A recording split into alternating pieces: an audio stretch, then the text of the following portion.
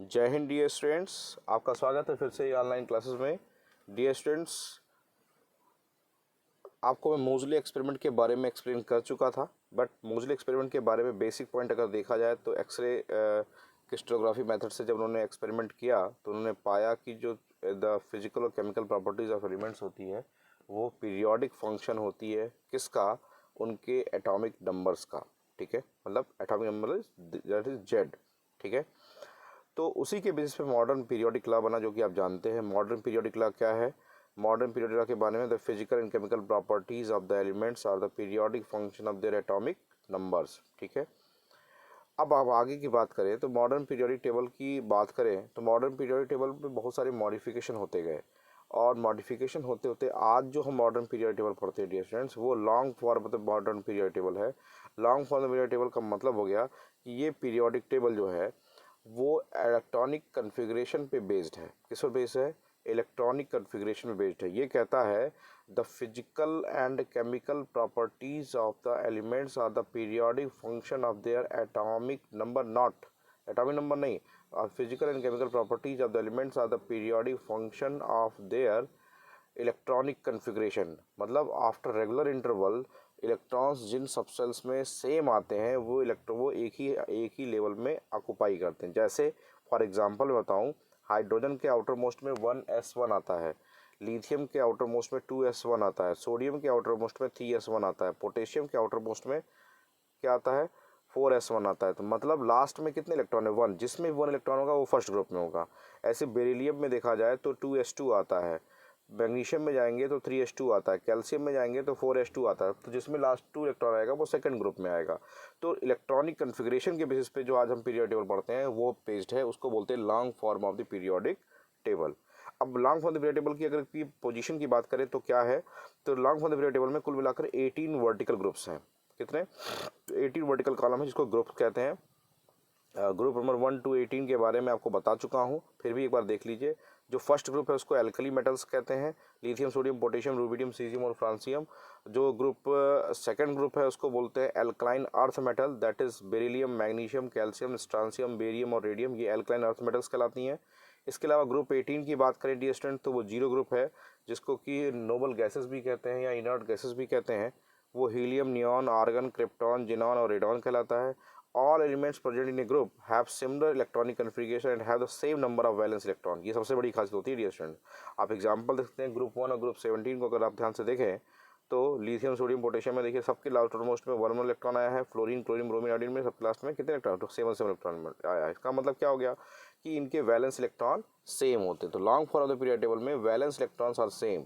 ठीक है, all elements of group first have only 1 valence electron. ठीक है, 17 हैव 1 इलेक्ट्रॉन। ठीक है, elements present in group first or second on left side are groups 13 to 17 on the right side the table are called normal elements or representative elements। तो S block और P block elements जो है वो normal element या representative elements कहलाते हैं group 18 को छोड़ करके, ये ध्यान रखिएगा। Outer shell are incomplete. ठीक है, they are also called typical और मेन ग्रुप एलिमेंट्स, ध्यान रखिएगा, they are also called typical और main group elements. Main group elements यही कहलाते हैं। ठीक है, अगर अगली की बात करें तो elements present in group 3 to 12, जो 3 to 12 एलिमेंट्स होते हैं in the middle of the periodic table, उसको बोलते हैं ट्रांजिशन एलिमेंट्स। डियर स्टूडेंट, मैं ट्रांजिशन मेटल्स की डिफिनीशन आपको अलग से बताऊंगा, लेकिन जान लीजिए कि ट्रांजिशन एलिमेंट्स उन्हें कहते हैं जिन जो कि डी ब्लॉक में आते हैं, पहली बात। लेकिन सारे D block element transition element नहीं होते हैं। ट्रांजिशन एलिमेंट के लिए डिफिनीशन ये है कि जिसमें लास्ट इलेक्ट्रॉन जो डी सबसेल में जाता है वो डी सबसेल इनकम्प्लीटली फिल्ड हो। मार्क करिएगा मेरी बात को। those elements in which last electron goes in d subcell and d subcell is incompletely filled। 3d 10 नहीं हो, देखिए d में अगर 10 हो गया तो फिर वो क्या है? वो completely filled हो गया। तो 3d 10 ना हो तो ऐसे को क्या बोलते हैं? ट्रांजिशन एलिमेंट्स बोलते हैं। तो इनकम्प्लीटली फिल्ड डी सबसेल वाले जितने भी एलिमेंट्स हैं वो सब के सब ट्रांजिशन एलिमेंट्स कहलाएंगे। जैसे अगर जिंक की बात करें डियर स्टूडेंट तो जिंक इलेक्ट्रॉनिक कन्फिग्रेशन लास्ट में आता है 4s2 3d10। आप चाहे जितना भी इलेक्ट्रॉनिक कन्फिग्रेशन चेंज करके देख लो लेकिन वो 3d10 होता है। तो जिंक डी ब्लॉक एलिमेंट्स तो है लेकिन ट्रांजिशन एलिमेंट नहीं है, ये ध्यान रखिएगा। ठीक है, however it is noted that there are more or more electrons are added to valence cell only in case of normal elements। in transition elements the electrons are added to incomplete in a cell। elements 113, 115, 117 are not known but include at expected position. Group 18 on extreme right side of the periodic table are noble gases. Their outermost shell contains 8 electron. और जो सबसे नीचे ये रखे गए हैं, ये देखिए बॉटम साइड में रखे गए हैं ग्रुप 18 के, ये जो अलग से रखे गए हैं इनको एफ ब्लॉक सीरीज कहते हैं. इनमें लेंथेनॉइड और एक्टिनॉइड्स आते हैं. ठीक है, 14 एलिमेंट्स का ग्रुप है, लेंथेनॉइड्स और एक्टिनॉइड्स आते हैं. ये ग्रुप थर्ड इन पीरियड, दोनों के ग्रुप सेम होते हैं लेकिन इनके पीरियड डिफरेंट होते हैं. तो ध्यान रखिएगा, इनर ट्रांजिशन एलिमेंट्स के ग्रुप में लाई करते हैं, ग्रुप थर्ड में लाई करते हैं. और जो लेंथेनॉइड्स होते हैं उनका पीरियड नंबर 6 होता है और जो एक्टिनॉइड्स होते हैं उनका पीरियड नंबर 7 होता है. डियर स्टूडेंट्स, ये सब आपको याद होना चाहिए, मैं आपसे इवनिंग में पूछूंगा. तो ग्रुप थर्ड, दोनों ही ग्रुप थर्ड से लाई करते हैं, चाहे वो लेंथेनॉइड हो चाहे एक्टिनॉइड हो. लेकिन दोनों की अगर पीरियड की बात करें तो लेंथेनॉइड पीरियड 6 से बिलोंग करता है और एक्टिनॉइड पीरियड 7 से बिलोंग करता है. डियर स्टूडेंट, ठीक है, ध्यान रखिएगा इस बात को.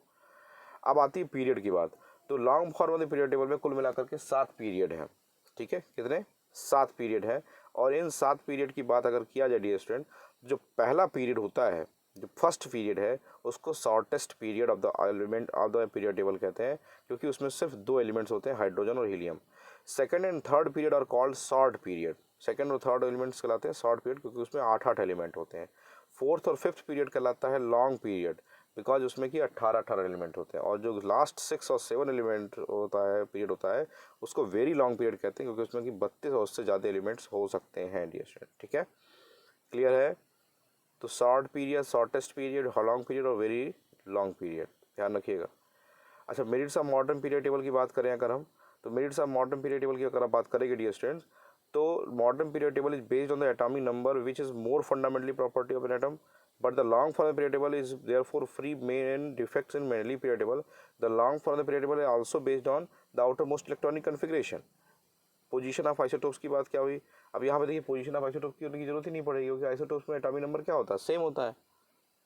ठीक है. तो anomalous pair of elements, when elements are arranged in the periodic table according to their atomic numbers, the anomalous regarding certain pair of elements in Mendeleev's periodic table disappears. तो एनामलस पेयर की बात ही गायब हो गई. तो anomalous pair का concept खत्म हो गया, पोजीशन ऑफ आइसोटोप्स क्लियर हो गई. तो इस तरीके से हम कह सकते हैं डियर स्टूडेंट कि हमारा पीरियोडिक टेबल क्लियरिफाई हो गया. तो डियर स्टूडेंट्स, कल मैं आपको बताऊंगा डिटेल में कि जो हमारी पीरियोडिक टेबल में उसमें एलिमेंट्स का ग्रुप और ब्लॉक कैसे फाइंड आउट करते हैं. Thanks for watching my video dear students. आपका होमवर्क यही है कि आप पूरे टॉपिक को जो मैंने स्टार्टिंग से पढ़ाया है उसको प्रिपेयर करिएगा. इवनिंग में आज पूरा टेस्ट लूँगा आपका. Thanks for watching my video dear students.